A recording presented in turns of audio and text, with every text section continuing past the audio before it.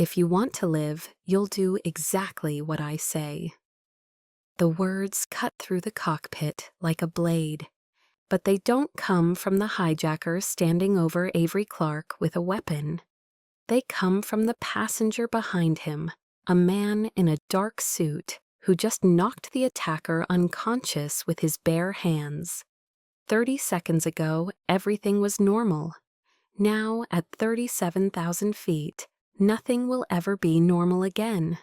The alarm shrieks, autopilot disengaged. Avery's hands fly to the controls. 28 years old, 1,500 flight hours, and she's never faced anything like this. The Boeing 737 shudders, the horizon tilts. Captain Mason Reed lunges from his seat. But a second hijacker bursts through the damaged door. His fist connects with Mason's temple. The captain crumples against the instrument panel, blood streaming down his face. The hijacker grabs Avery's collar and yanks. She's ripped from the pilot's seat, thrown backward into the narrow jump seat. Her skull cracks against the bulkhead. Stars explode across her vision. "Stay down," the man snarls, moving toward the controls. That's when the stranger appears. He moves like water, fluid, precise, unstoppable. One hand locks around the hijacker's wrist. A sharp twist. The attacker's weapon clatters to the floor. Another motion, and the man is unconscious before he hits the ground. Avery stares through the haze of pain and shock. Blood pounds in her ears. The stranger reaches down. His hand extends toward her, steady, certain. "Can you fly?" His voice is calm. Too calm for a man who just disabled an armed hijacker. Avery's training kicks in. Secure the cockpit, maintain control, survive. She takes his hand. He pulls her up, guides her back to the pilot's seat. "Yes," she whispers. "Then fly." His gray eyes hold hers for one intense moment. "I'll handle everything else." Outside the window, clouds swallow the plane whole. A voice crackles over the cabin intercom, cold, controlled. "We have taken control of this aircraft. Passengers will remain seated. Cooperate, and you'll live." The stranger's jaw tightens. He moves to seal the damaged cockpit door. And Avery realizes, with terrifying clarity, this isn't just a hijacking. This is a hunt. 17 minutes earlier, Avery had walked through Newark Terminal with her rolling suitcase and lukewarm coffee, thinking about nothing more complicated than the weather forecast for San Francisco. Gate 42, Flight 782. A red-eye she'd flown dozens of times. Routine, predictable, safe. Now, with blood trickling down her neck from where her head hit the bulkhead, safe feels like a word from another lifetime. Her fingers move across the flight management system, correcting the course drift. 5 degrees off heading, she adjusts, re-engages altitude hold. Then she sees it. The auxiliary control panel, the backup steering system that should respond instantly to manual input, displays a red lock icon she's never seen before. "No." The word comes out strangled. She toggles the switch. Nothing. Tries the override protocol. The screen flashes. Remote lock engaged. "What's wrong?" The stranger crouches beside her seat. One eye on the damaged door he's barricaded with debris. "Someone's locked us out of the backup flight controls." Avery's hands shake. From outside the plane, through the satellite uplink system. His expression goes cold. "They're not leaving you any options." Who would even know how to? She stops, looks at him, really looks. The way he moved during the attack. The precision.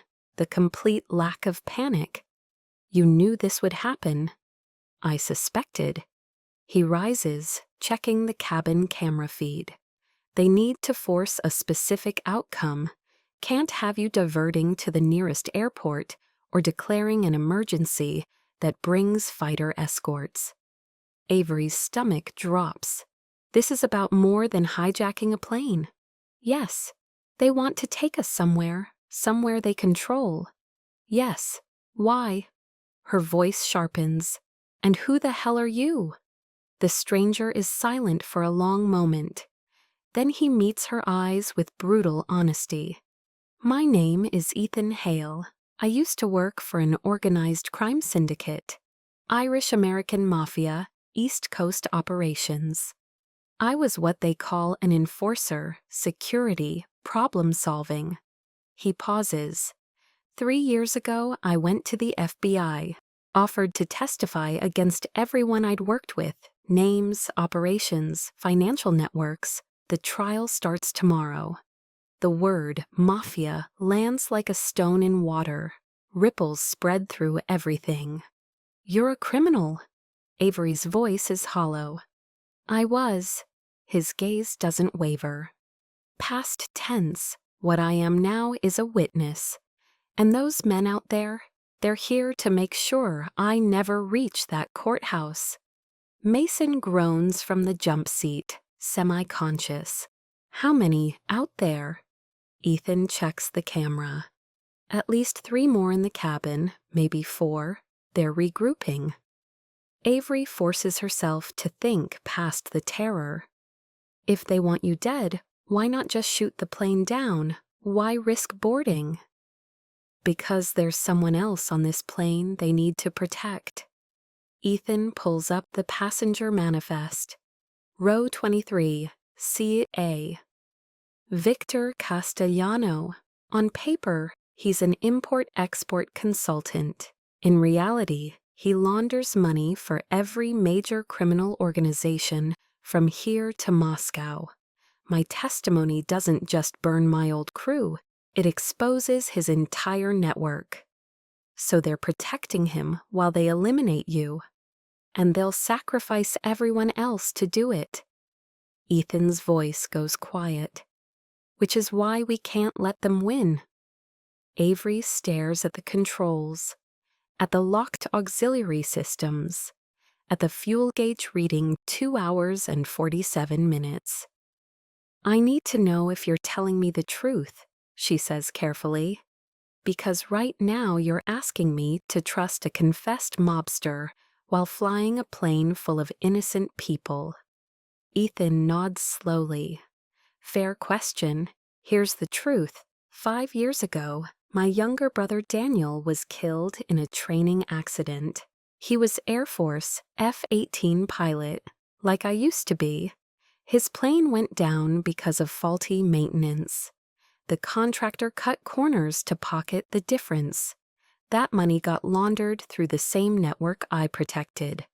His voice cracks, just slightly, but Avery hears it. I spent 2 years tracking every connection, every account, every lie. And when I finally understood how much blood was on my hands, not just Daniel's, but dozens of others, I walked into the FBI field office and didn't leave until I'd given them everything.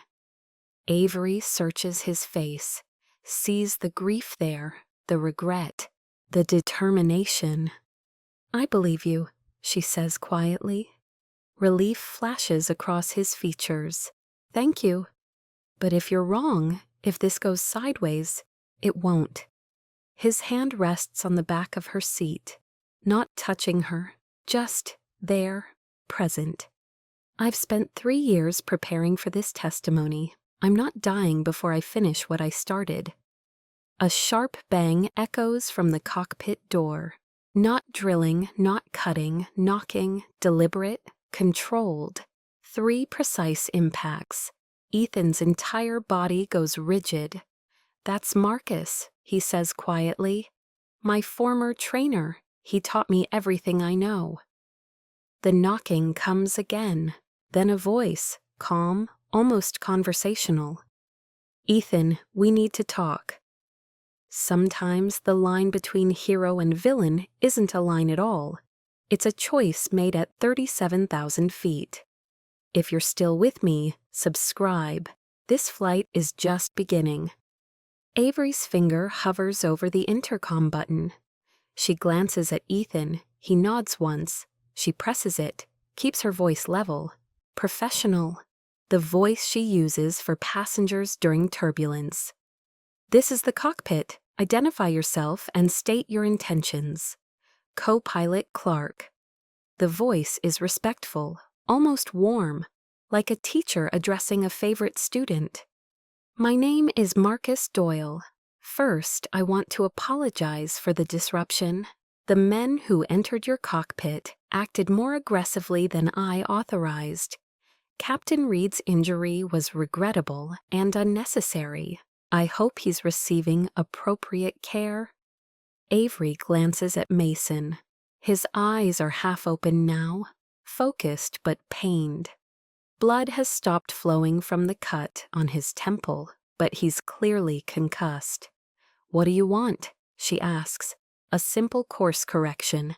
I need you to adjust your heading by 8 degrees south-southwest. That's all. A minor deviation that will add perhaps 15 minutes to your flight time. Your passengers need never know. And our destination? A private airstrip in rural Pennsylvania. I have emergency services standing by.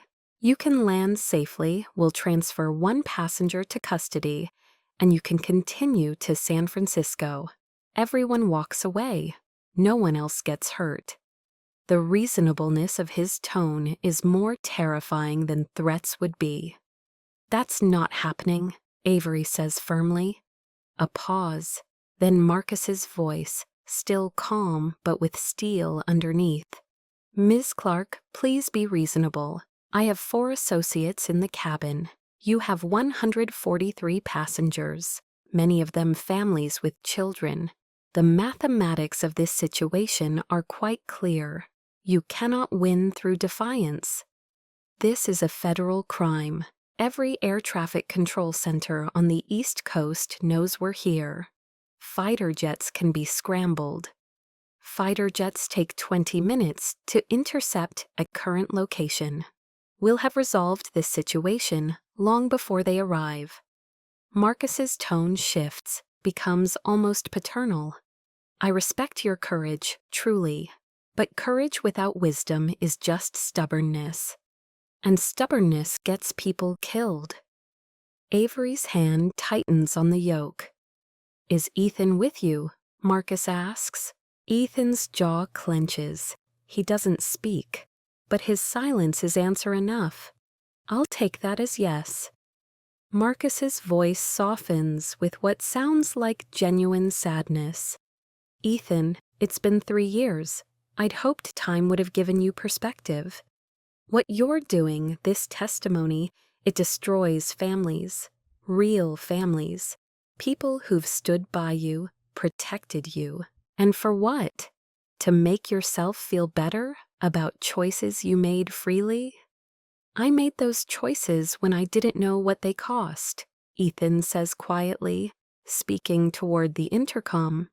Now I do, and I can't unmake them. But I can make sure no one else has to pay for them. Noble words, but nobility doesn't bring back the dead, doesn't undo the damage. Marcus pauses. You taught me that, remember? You said the only thing that matters is protecting your people, the family. Everything else is sentiment. I was wrong. No, you were right, and now you've forgotten. The warmth drains from Marcus's voice, replaced by something harder. I'm giving you one chance. Surrender yourself. Walk out of that cockpit. Let Ms. Clark land this plane safely. Everyone else goes home. You and I will sort this out quietly, away from innocent people. Except I won't go home, Ethan says. I'll end up in an unmarked grave. You made your choice 3 years ago. Now you live with the consequences, or die with them, your call. The intercom cuts off. Silence fills the cockpit, heavy, suffocating. Avery's hands tremble on the controls. He sounds so reasonable, like he's the rational one and we're the ones being reckless. That's Marcus's gift. Ethan moves to the emergency equipment locker, taking inventory: fire extinguisher, first aid kit, emergency oxygen bottles, nothing useful for defense. He can make anything sound justified, make you doubt your own moral clarity. I've seen him talk armed federal agents into lowering their weapons, watched him convince a prosecutor to drop charges through pure force of personality. How do we fight that? We don't engage with his logic, we just survive long enough to land. Ethan's eyes meet hers. Can you get us to a safe airport? Somewhere with security, emergency services, witnesses? Avery pulls up the navigation display, plots possible diversions. Nearest major airport is Philadelphia, 40 minutes. But with the auxiliary controls locked, I can't program a diversion into the autopilot. I'd have to hand-fly the entire approach. Can you do that? In normal conditions, yes. But if they attack again, if I have to deal with another breach, while maintaining aircraft control. She trails off. Then we keep them out. Ethan examines the damaged door. The lock is destroyed, but the hinges are intact. If I reinforce this, I can buy us maybe 15-20 minutes before they breach again. And then we get creative. He pauses. I'm going to suggest something that goes against all your training, but hear me out. Avery turns to look at him fully. I'm listening. If they breach again, if they start to overwhelm our position, I want you to put this plane into an aggressive descent, fast enough to create significant pressure changes, enough to disorient them, make them lose their footing. That's, Avery's breath catches. That'll terrify the passengers, deploy oxygen masks. People will think we're crashing. Better terrified than dead. Ethan's voice is gentle but firm. I know it goes against every instinct you have, but Marcus trained me on one fundamental principle: control the environment, control the outcome. Right now, they're controlling the environment. We need to take that back. Avery's mind races. An emergency descent, 37,000 feet to 25,000 in under 2 minutes. The rapid pressure change would affect inner ears, balance, spatial orientation, make the hijackers stumble, give Ethan precious seconds to act. But it would also panic every passenger. Children would scream. Adults would think they were dying. It violated every principle of passenger care she'd ever been taught. I'll do it if we have no other choice, she says finally, but only as a last resort. Agreed. Mason stirs in the jump seat. Clark, 5 years ago, the simulator. Avery's chest tightens. She knows exactly what he's referencing. That was different, she says quietly. Was it? Mason's voice is weak but clear. You panicked because you thought you couldn't handle it. You're scared now for the same reason. But you're wrong. You've handled worse since then. Real emergencies, engine failures, hydraulic problems. You didn't panic then. This isn't a mechanical problem. This is people trying to kill us. And you're still here, still flying. That's not panic. That's excellence under pressure. Mason manages a slight smile. Trust yourself, Clark. I do. The words settle into her bones. Warm, grounding. A metallic sound echoes from the door. Not knocking this time. Drilling, high-pitched, relentless. The sound of a rotary saw chewing through reinforced steel. They're coming, Ethan says, moving immediately into position. Time to see if you trust me as much as Mason trusts you. Avery's hand moves to the intercom. She keys the PA system. Ladies and gentlemen, this is the cockpit. We're encountering unexpected turbulence. Please return to your seats immediately and ensure your seatbelts are securely fastened. This is a mandatory safety instruction. Return to your seats now. Her finger moves to the altitude control, hovers over the descent selector. Ready? Ethan asks. No, but do it anyway. She pushes forward on the yoke. The plane's nose drops. The altimeter begins to spin. 37,000 feet, 36, 35. Warning alarms blare through the cockpit. Synthesized voices announce, altitude, altitude. The descent rate increases, 2,000 feet per minute, 3,004. Passengers scream. The sound filters through the cockpit door, raw terror, primal and overwhelming. 33,000 feet, 31, 29. Avery's ears pop violently. Her vision tunnels at the edges. Every muscle in her arms burns from fighting the controls, from maintaining the precise angle that keeps them in a controlled dive rather than a death spiral. Through the cabin camera, she watches the hijackers stagger. One grabs a seat for balance, another falls to his knees, hands pressed to his ears. Marcus remains standing, but even he has to brace himself against the galley wall. 20 more seconds, Ethan calls over the alarms. 27,000. 25, 23. Now! Avery pulls back on the yoke. The plane fights her, wants to keep diving, but she's stronger.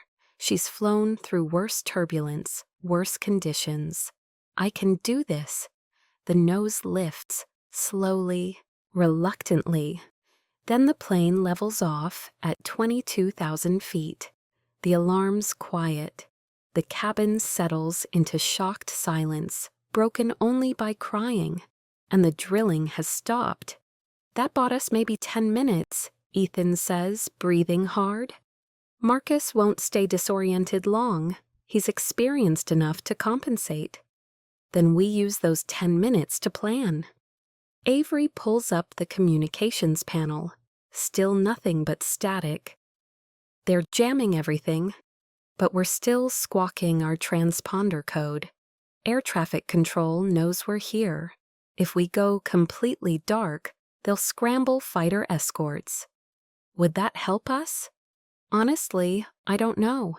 It might provoke Marcus into doing something desperate, or it might force him to back down. She studies the fuel gauge. We've got 2 hours and 38 minutes of fuel remaining. In that time, we need to either regain control of this situation or land at a secure location. What about passengers? Ethan asks. Any former military, police, anyone who could help? Avery pulls up the manifest notes, information from ticket purchases. Row 12, seats C and D, Gerald and Patricia Morrison, both retired. No occupation listed. Row 18, seat A, Dwayne Johnson, listed occupation as security consultant. She scrolls further. Row 27, seat F, Amanda Chen, military email address used for booking. That's something, not much, but something. Ethan's expression shifts, becomes calculating. If I could reach them, coordinate, we'd have numbers on our side. You can't leave this cockpit. The second you do, Marcus will rush it. Then we bring them forward. Use the intercom to call specific seats. Create some pretext. Before Avery can respond, Mason groans. Wait, listen. They both freeze. The drilling has resumed, but it sounds different now. Multiple locations. They're cutting through the door at 3 points simultaneously. They're coming, Ethan says quietly. And this time they're not taking chances. The first breach point explodes inward in a shower of sparks and molten metal. then the second, then the third, 3 precision cuts, coordinated, professional. The door doesn't swing open, it collapses inward in sections. 3 men pour through simultaneously, armed with batons, tasers, flex cuffs, moving with practiced coordination. Former military, Avery realizes with sinking dread. Maybe former special operations. Ethan meets them at the choke point. The cockpit is too small for true combat. That works in Ethan's favor. Only one attacker can engage him at a time. The first man swings a collapsible baton. Ethan deflects with the fire extinguisher, the only weapon within reach, and triggers it. White foam explodes directly into the attacker's face. He staggers, blind. Ethan uses the momentum to sweep the man's legs. He goes down hard, skull cracking against the flight engineer's panel. The second attacker is faster, more skilled. He feints high, strikes low, gets inside Ethan's guard. A body shot connects with Ethan's ribs. The sound is sickening. Flesh on flesh, the crack of breaking bone. Ethan grunts in pain, but doesn't go down. He pivots, redirects the attacker's momentum, and drives him headfirst into the bulkhead. The man slumps. The third hijacker has learned from watching the others. He doesn't rush. He raises a compact weapon, not quite a gun, maybe a taser or tranquilizer. Time slows. Avery sees the weapon track toward Ethan, sees his eyes widen in recognition, sees the inevitability of what's about to happen.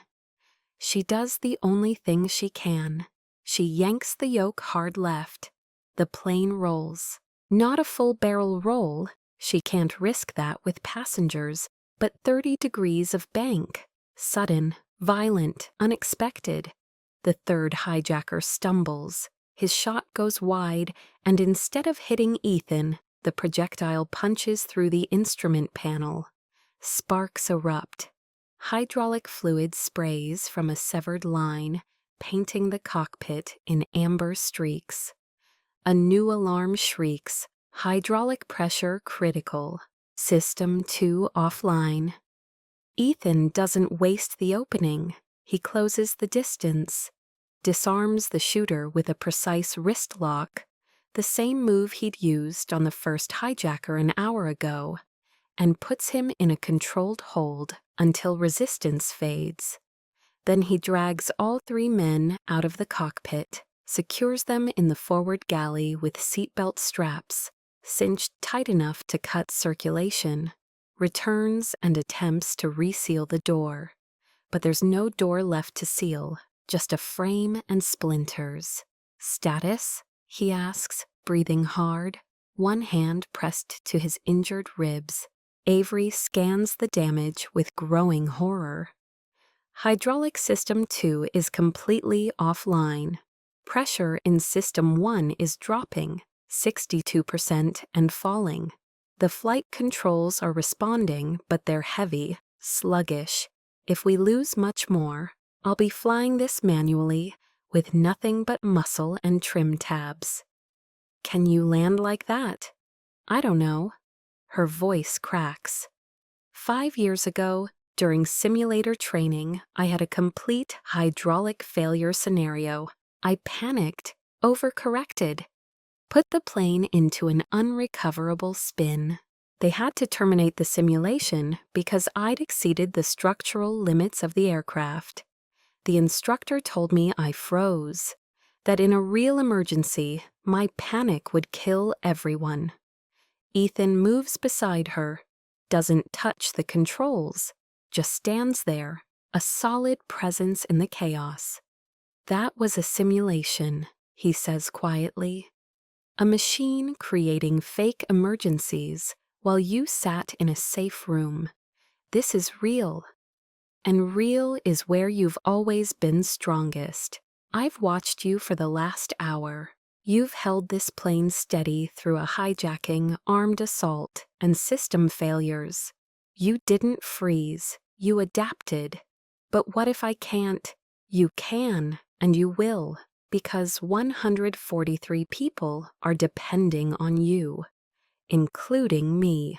And I've seen enough pilots in combat to know the difference between someone who folds and someone who rises. You're a riser, Avery Clark. His words sink in, warm, certain, anchoring. Okay, she breathes. Okay, I can do this. Movement on the cabin camera catches her attention. She zooms in on row 23. Marcus Doyle stands beside Victor Castellano. The older man, 60-something, silver hair, expensive suit, looks terrified. Marcus's hand rests on his shoulder. Protective or threatening? Hard to tell which. And in Marcus's other hand, a small device, red LED blinking rhythmically. Ethan, Avery says quietly. Look. Ethan turns. His face goes pale. Remote detonator. Where's the charge? Cargo hold, probably, or the tail section, somewhere structural.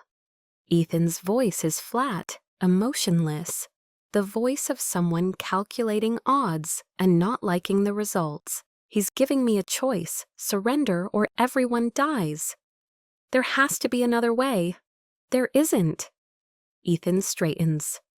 I'm going out there. If I give myself up, maybe he'll disarm it. Maybe everyone else can. No.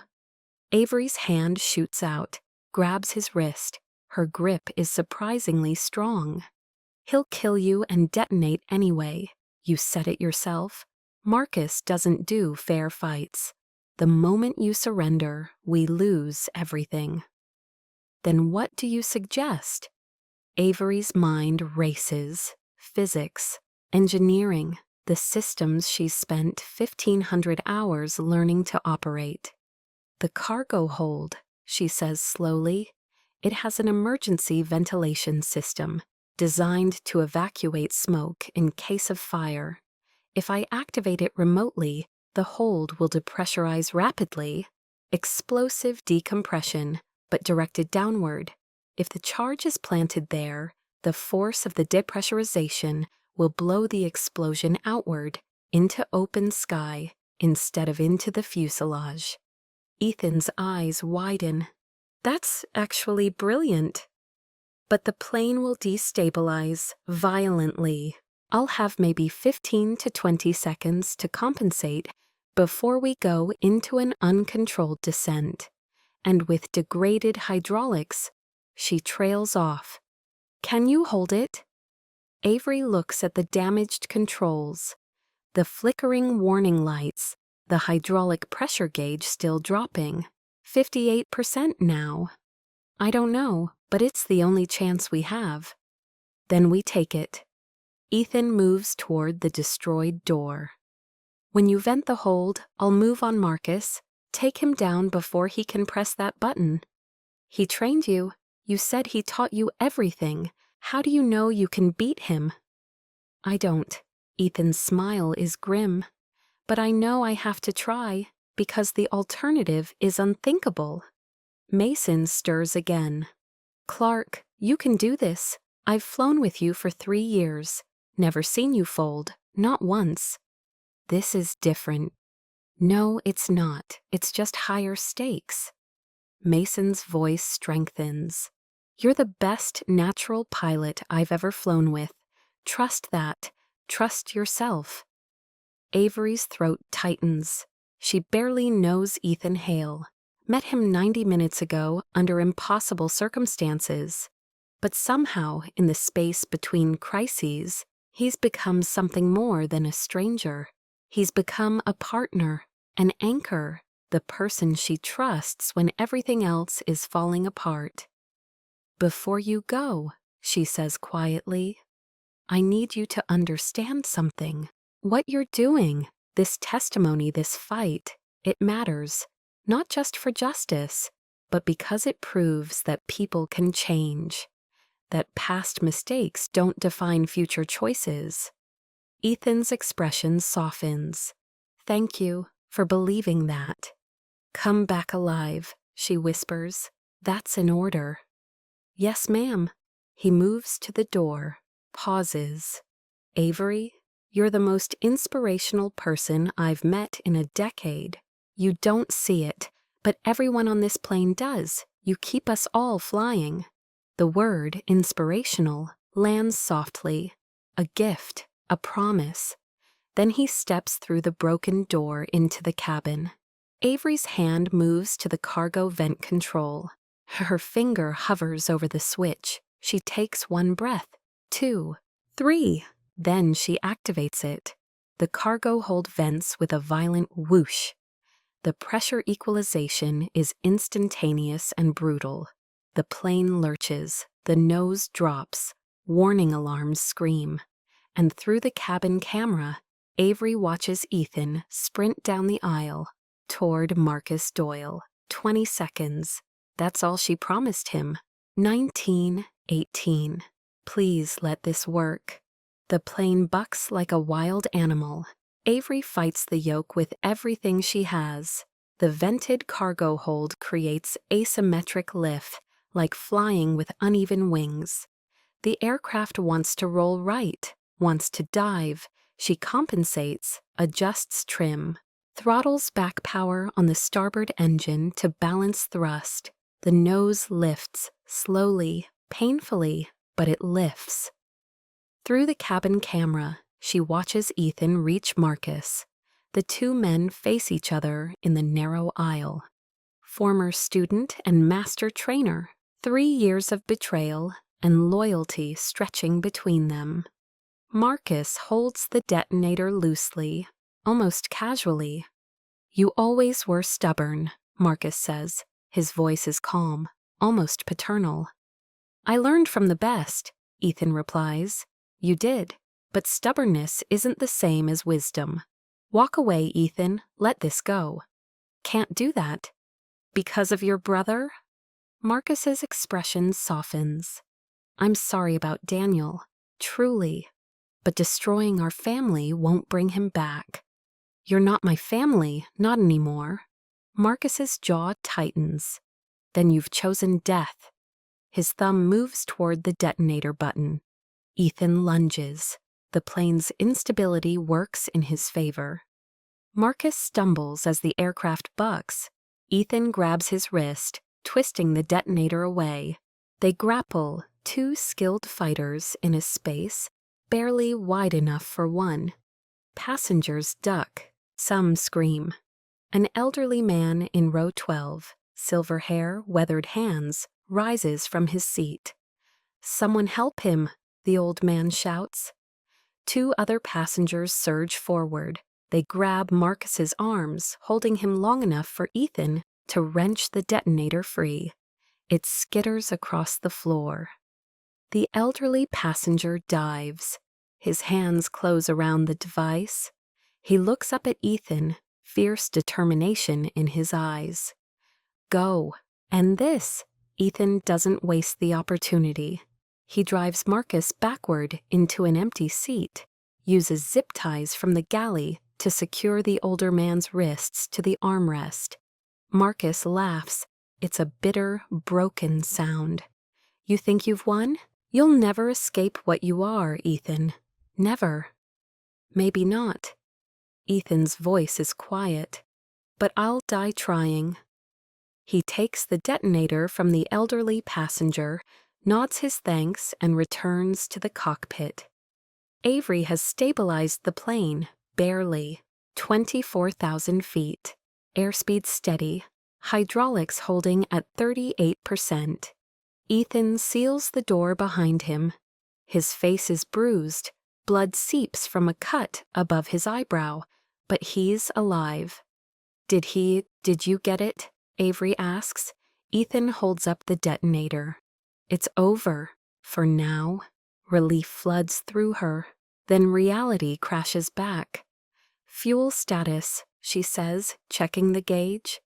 28 minutes, maybe less with the hydraulic leak. Nearest airport? Cheyenne Regional, 32 minutes at current speed. Can we stretch the fuel? Avery runs the calculations. Lower altitude, reduced speed.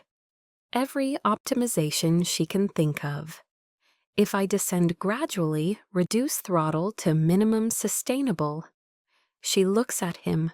Maybe. But we'll be running on fumes at touchdown. Then we run on fumes. Ethan slides into the co-pilot seat. What do you need from me? Co-pilot duties, read checklists, monitor instruments, keep me sane. His mouth curves. I can do that. They work in tandem, Avery flying, Ethan supporting. Two people who started as strangers and became something else entirely, partners in survival. The weather radar shows storm activity ahead, towering cumulus clouds, lightning, the kind of turbulence that makes seasoned pilots nervous. We have to go through that? Ethan asks. A round would take too long, too much fuel.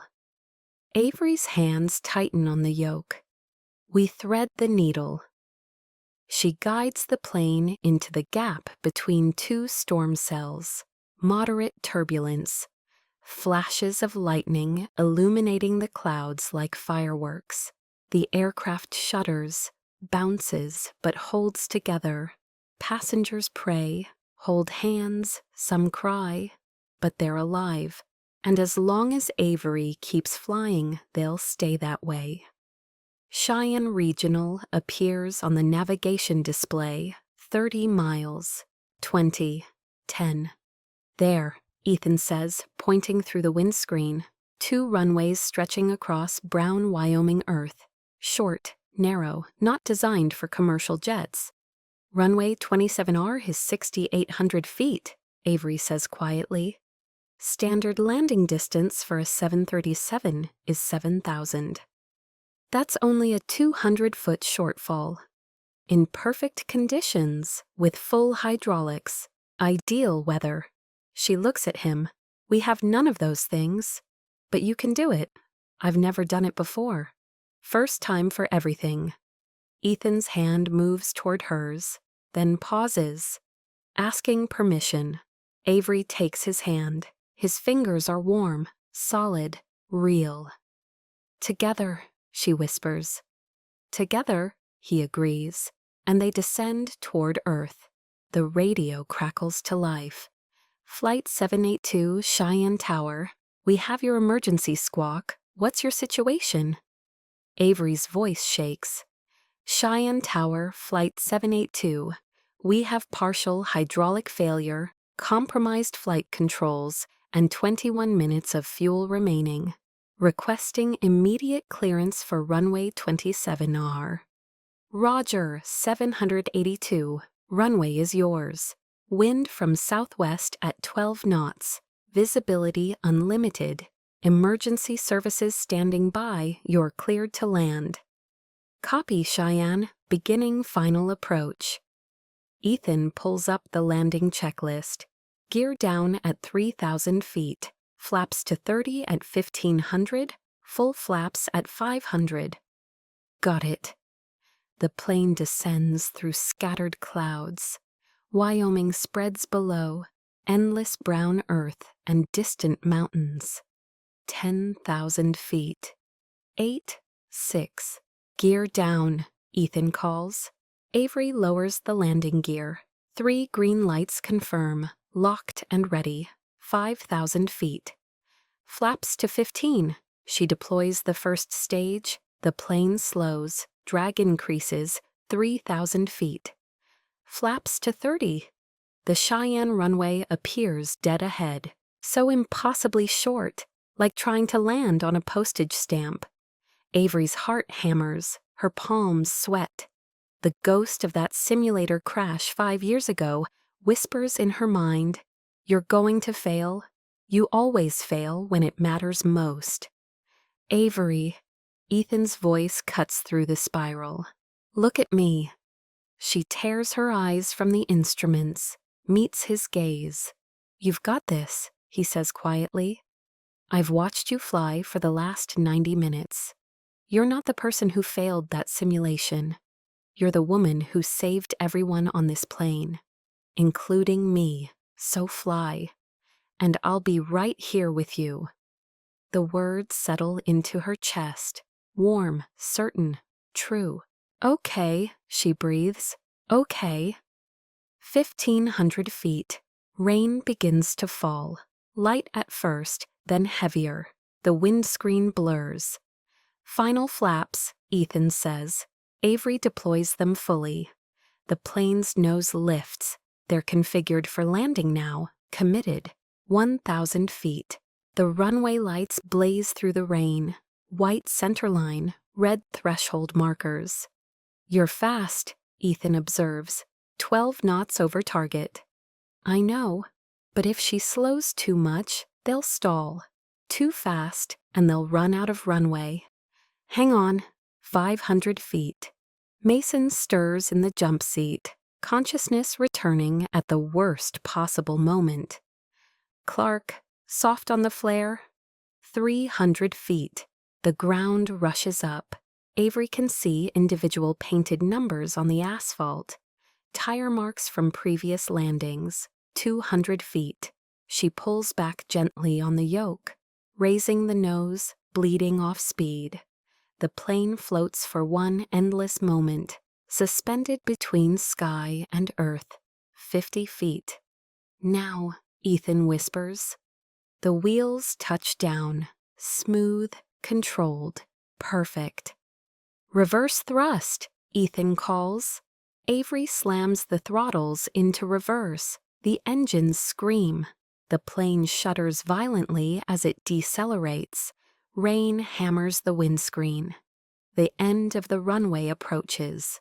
2,000 feet remaining. 1,500. Come on, Avery pleads. Come on, come on. The plane rolls to a stop with 75 feet to spare. Silence, then an eruption. Passengers cheer, sob, embrace strangers. The cabin fills with the sound of people who thought they were going to die and have just been given back their lives. Emergency vehicles surround the plane. Paramedics rush aboard. FBI agents in tactical gear secure the hijackers. And in the cockpit, Avery's hands fall from the yoke. She starts to shake. Not from fear anymore, from the sheer overwhelming relief of survival. We made it, she whispers. You made it. Ethan's voice is thick. That was the best landing I've ever seen. Mason reaches forward, squeezes her shoulder. Clark, you're a hero. Avery closes her eyes, lets the words sink in. Hero. She doesn't feel like one. Feels like someone who barely held it together, who made 1,000 mistakes and got lucky. But maybe that's what heroes are. Not people without fear, just people who fly anyway. Through the rain-streaked windscreen, dawn breaks across the Wyoming horizon. Pink, gold, beautiful, a new day. The tarmac is chaos. Passengers deplane down mobile stairs, met by paramedics and family members. Some walk steadily, others need support, but every single one is alive. Avery stands beside the aircraft, wrapped in a thermal blanket, watching the reunion. Parents clutching children, spouses embracing.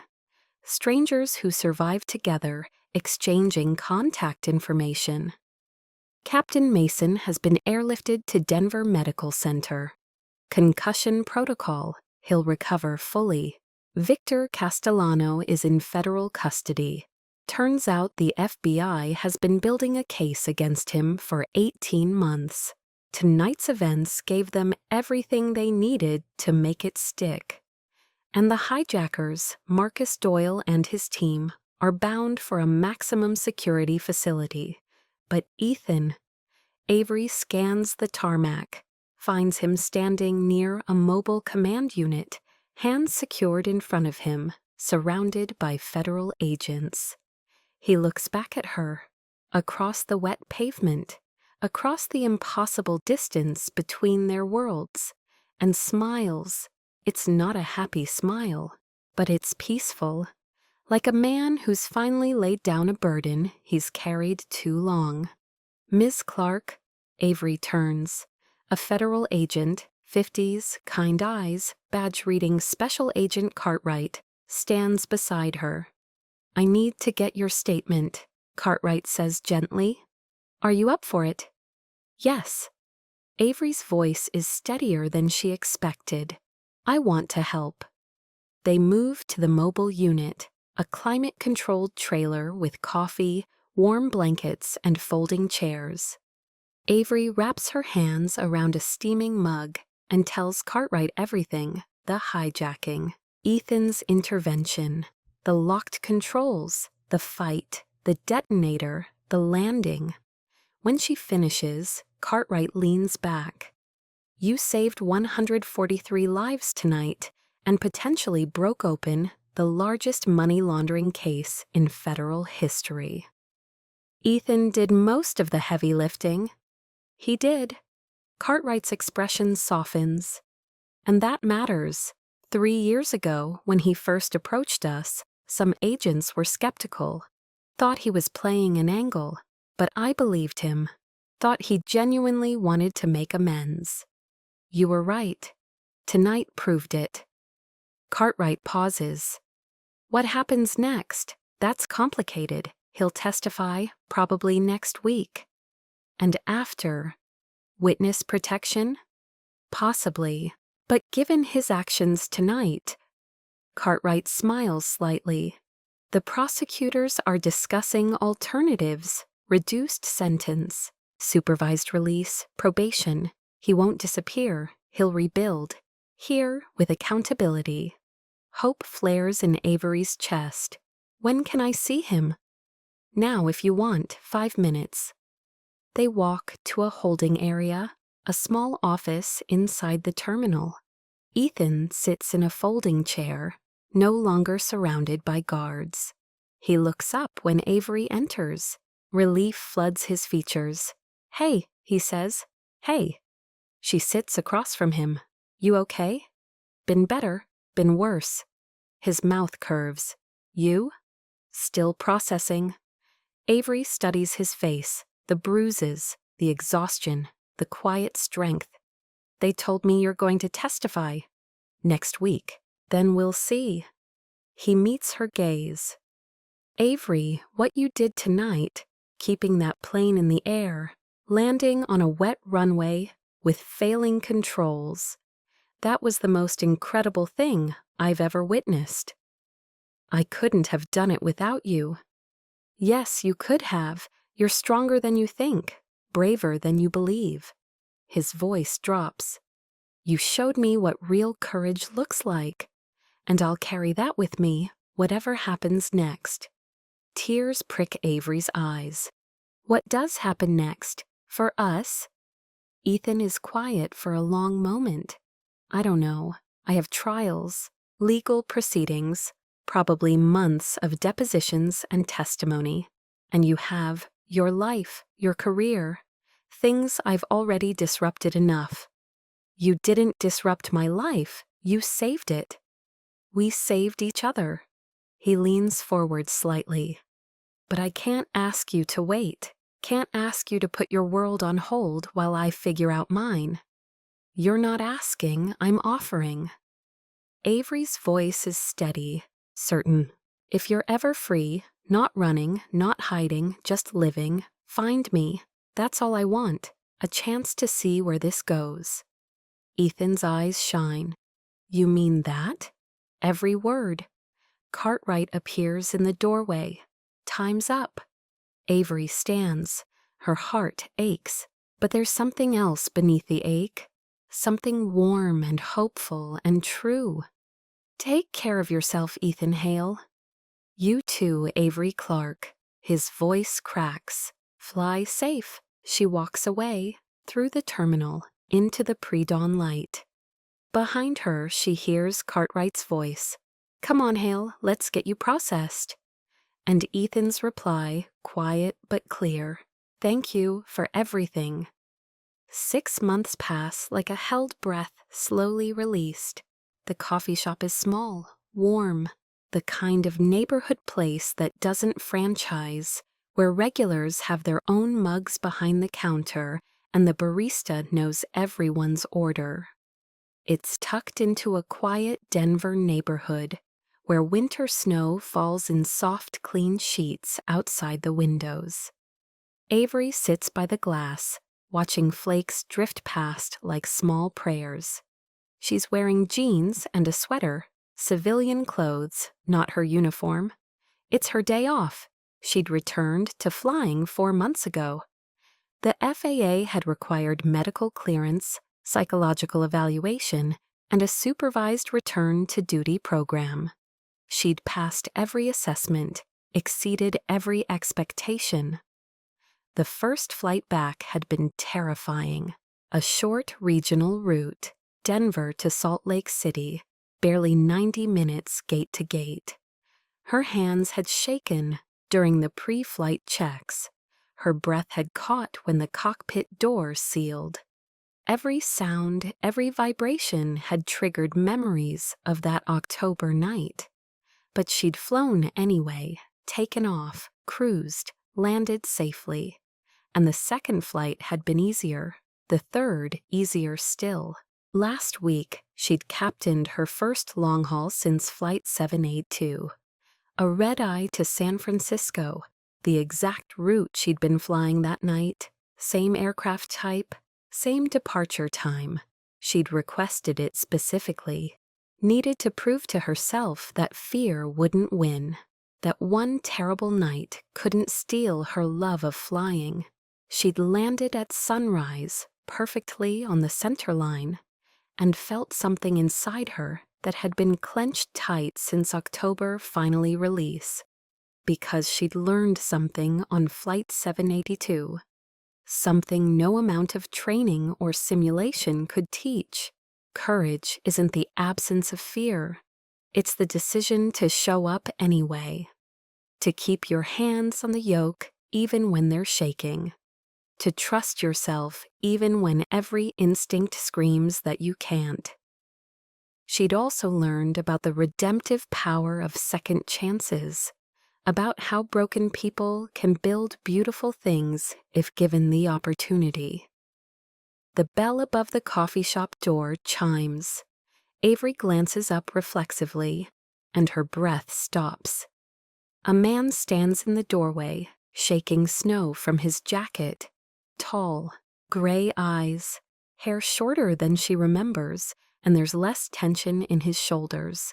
He wears jeans and a canvas work jacket. Looks softer somehow, lighter, like someone who's finally set down a weight he carried for too long. Ethan. He scans the cafe, the practiced awareness of someone trained to assess threats, and his gaze finds hers. For a moment, neither of them moves. The entire coffee shop seems to hold its breath. Then Ethan walks over, slow, careful, like he's afraid she might be a mirage that will vanish if he moves too quickly. "Hey," he says. "Hey." Avery's heart races, pounds so hard, she's certain everyone in the shop can hear it. "You're here. You're really here." "I promised I would be." He gestures to the empty chair across from her. "May I?" "Please." He sits, studies her face like he's memorizing every detail. "You look good, healthy, rested. I'm flying again. Been back for 4 months now." His smile is genuine, reaching his eyes. Saw the news coverage. The heroic co-pilot returns to duty. You deserved that recognition." "I didn't do it for recognition. I did it because I love flying, and I wasn't going to let fear steal that from me." She pauses. "What about you, the trial?"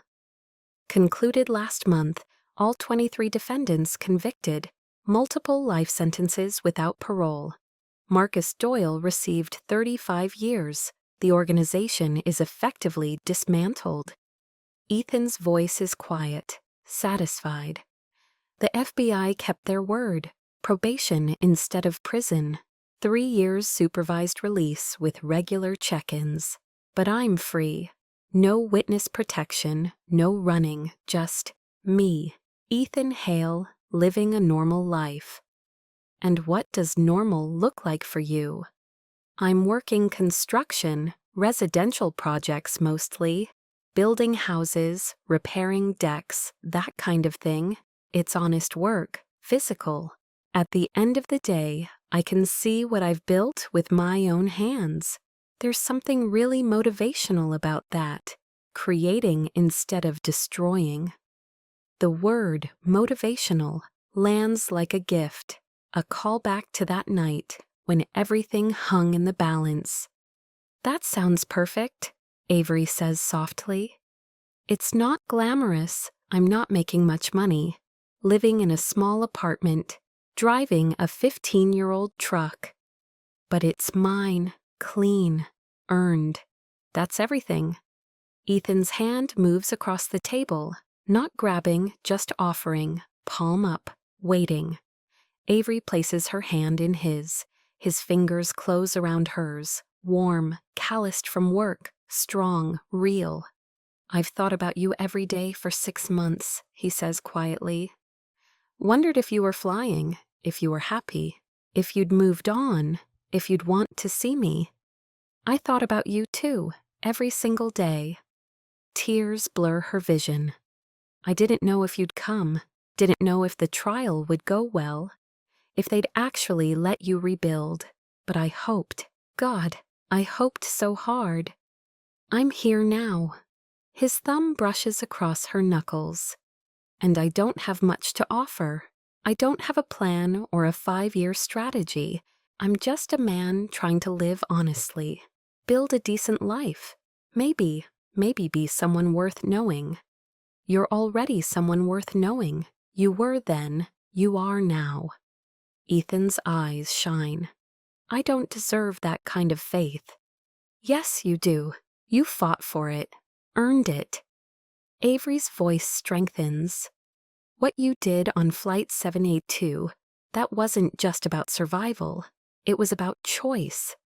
Choosing to protect strangers over protecting yourself. That's who you are, not who you were, who you are. Because of you. His voice drops. You showed me what real courage looks like. Not the mafia version where you fight because you're ordered to, but the kind where you're terrified and you do it anyway. Where you keep flying even when the plane is falling apart around you. They sit in silence for a long moment, just holding hands, eyes locked. Two people who survived the impossible finding peace in the aftermath. Outside, the snow continues to fall, soft, clean, covering the world in something new. What are you doing tomorrow? Ethan asks, flying to Salt Lake City, back by evening. And after, nothing planned. Dinner? His voice carries that same tentative hope she heard on the plane. There's an Italian place near my apartment, nothing fancy, red checkered tablecloths and candles in wine bottles, but the pasta is incredible and they make their sauce from scratch. Avery's heart swells. I'd love that. Good. Because I plan to keep showing up, Avery, every day. For as long as you'll have me. I'm not running anymore, not hiding, just here, present, committed. I'm counting on it. Through the window, the sun breaks through clouds. Weak winter sunlight spills across the table, turning their joined hands golden. Ethan, Avery says softly, yeah, I'm really glad you found me. His gray eyes, those storm gray eyes that had been so calm at 37,000 feet when everything was chaos, hold hers with warmth and certainty. Me too, he says, me too. They sit together for another hour, drinking coffee, talking about small things and large things, about his construction projects and her recent flights, about nightmares they both still have sometimes, and how they're learning to breathe through them, about the elderly passenger, Gerald Morrison, who'd helped secure the detonator and who Ethan has visited twice since then. About the flight attendant who sends Avery cards every month, thanking her for bringing them home. About the young mother in row 18 who named her baby Avery Grace in honor of the pilot who saved her. About how trauma doesn't disappear, but it can be integrated. How broken people can heal if given time and support, and the belief that redemption is possible. When Avery finally checks her watch, she's shocked to see that 2 hours have passed. "I should go," she says reluctantly. "Early flight tomorrow." "Of course." Ethan stands with her. "Can I walk you to your car?" "I'd like that." They step out into the snow together. The cold bites, but it's clean, refreshing. Avery breathes deep and feels something settle in her chest. Something that feels like home, like safety, like the future she thought she'd lost that October night. At her car, Ethan pauses.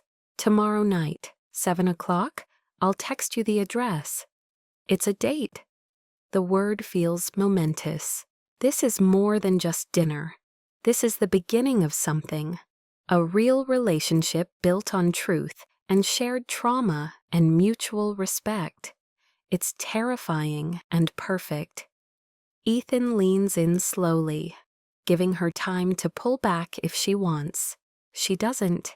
His lips brush hers, soft, careful, a first kiss that tastes like coffee and promises and second chances. When they part, Avery is smiling through tears. "Fly safe," he whispers, "always." She drives home through snow that's already starting to melt under weak sunlight, parks in her apartment complex, and sits in the car for a moment, just breathing, processing, believing. 6 months ago, she thought that October night would break her, would steal her ability to fly and trust and hope. Instead, it taught her that she's stronger than she ever knew. That courage isn't fearlessness, it's action despite fear. That broken people can build beautiful things together. That sometimes the person who saves your life becomes the person you build a life with. She walks into her apartment, makes dinner, reviews her flight plan for tomorrow. Sends a text to Ethan. "Thank you for showing up. See you tomorrow night." His reply comes instantly. "Thank you for believing in me. Sleep well." She falls asleep thinking about Italian restaurants and hand-holding and the way his eyes had looked in the coffee shop, warm and certain and home. What would you do if the person who saved your life turned out to be the one you'd been searching for all along? Love isn't perfect. It's complicated and built in the space between fear and faith. It's choosing to show up even when you're terrified, even when the landing looks impossible. Because that's where miracles happen. If this story touched you, if it reminded you that second chances exist, and that courage looks like showing up, even when you're afraid, I'd love to hear from you. Leave a comment and tell me, have you ever had to trust a stranger when everything was falling apart? And if you want more stories like this, romance that feels real, redemption that's earned, and endings that bring you peace, please subscribe. Because there are so many more journeys we'll take together. Thank you for being here. Thank you for believing that broken people can build beautiful things. Until next time, remember, the bravest thing you'll ever do is keep flying, even when you're terrified. Even when you don't know if you'll make it, because that's when you discover you're stronger than you ever imagined. Good night, and may your own landings be gentle.